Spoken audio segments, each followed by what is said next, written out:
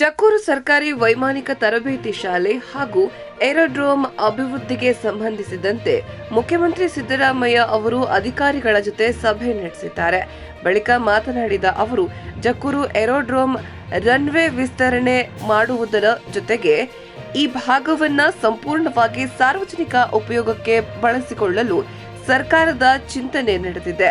ಯಾವೆಲ್ಲ ಕ್ರಮಗಳನ್ನು ಕೈಗೊಳ್ಳಬೇಕು ಎಂಬುದರ ಬಗ್ಗೆ ಚರ್ಚೆ ನಡೆಸಲಾಗಿದೆ ಎಂದು ಹೇಳಿದರು. ಈ ಬಗ್ಗೆ ಸರ್ಕಾರದ ಮುಂದೆ 2 ಯೋಜನೆಗಳಿವೆ. ಇಲ್ಲಿ ಮೇಲ್ಸೇತುವೆ ಇರುವುದರಿಂದ ಸ್ವಲ್ಪ ಅಡಚಣೆ ಉಂಟಾಗುತ್ತದೆ. ಮೇಲ್ಸೇತುವೆ ಇರುವ ಬಗ್ಗೆ ಮೊದಲೇ ತಿಳಿದಿರಲಿಲ್ಲ ಎಂದು ತಿಳಿಸಿದರು.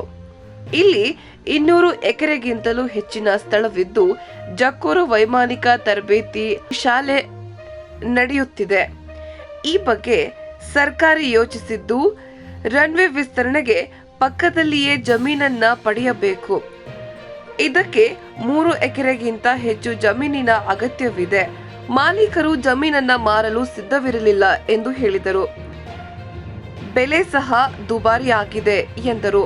ಇನ್ನು ಲಭ್ಯವಿರುವ ಸ್ಥಳವನ್ನ ಹೇಗೆ ಉಪಯೋಗಿಸಬೇಕು ಎಂಬುದರ ಕುರಿತು ಚರ್ಚೆ ನಡೆಸುತ್ತಿದೆ.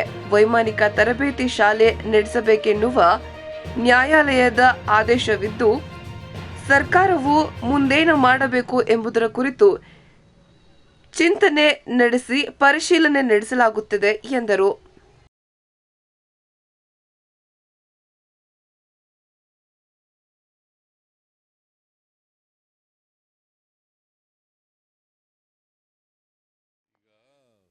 Two plants.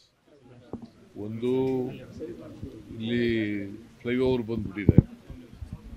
ಫ್ಲೈಓವರ್ ಬಂದಿರೋದ್ರಿಂದ ಸ್ವಲ್ಪ ಅಡಚಣೆ ಆಗ್ತಾ ಇದೆ. ಫ್ಲೈಓವರ್ ಬರ್ತದೆ ಅಂತ ಗೊತ್ತಿರಲಿಲ್ಲ.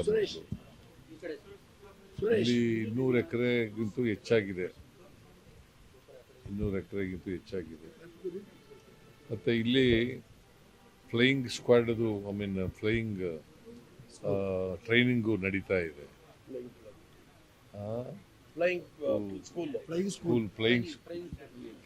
ಟ್ರೈನಿಂಗ್ ಸ್ಕೂಲ್ ನಡೀತಾ ಇದೆ. ಅದಕ್ಕೆ ಯೋಚನೆ ಮಾಡ್ತಾ ಇದ್ದೀವಿ. ಅಲ್ಲಿ ಪಕ್ಕದಲ್ಲಿ ರನ್ವೇನ ಎಕ್ಸ್ಟೆಂಡ್ ಮಾಡಲಿಕ್ಕೆ ಆ ಜಮೀನು ತಗೋಬೇಕು. ಸುಮಾರು 3 ಎಕರೆಗಿಂತ ಹೆಚ್ಚು ಬೇಕಾಗ್ತದೆ ಜಮೀನು. ಅದು ಅವ್ರು ಕೊಡಲ್ಲ ಅಂತ ಇದ್ದಾರೆ ಜಮೀನವರು. ಮತ್ತು ಕಾಸ್ಟ್ಲಿ ಜಮೀನು ಅದು. ಇದು ಒಂದು. ಇನ್ನೊಂದು, ಇದನ್ನು ಹೇಗೆ ಉಪಯೋಗಿಸ್ಕೊಳ್ಳೋದು ಅನ್ನೋದು ಕೂಡ ಯೋಚನೆ ಇದೆ.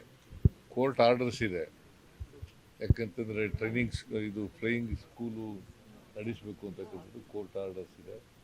ಸೊ ಅದರಿಂದ ಏನು ಯೋಚನೆ ಸರ್ಕಾರ ಇನ್ನೇನು ಮಾಡಬಹುದು ಅಂತಕ್ಕಂಥದ್ದು ನೋಡ್ತಾ ಇದ್ದೀವಿ. ಒಂದು, ಎಕ್ಸ್ಟೆಂಡ್ ಮಾಡೋದು ರನ್ವೇನ. ಎರಡನೇದು,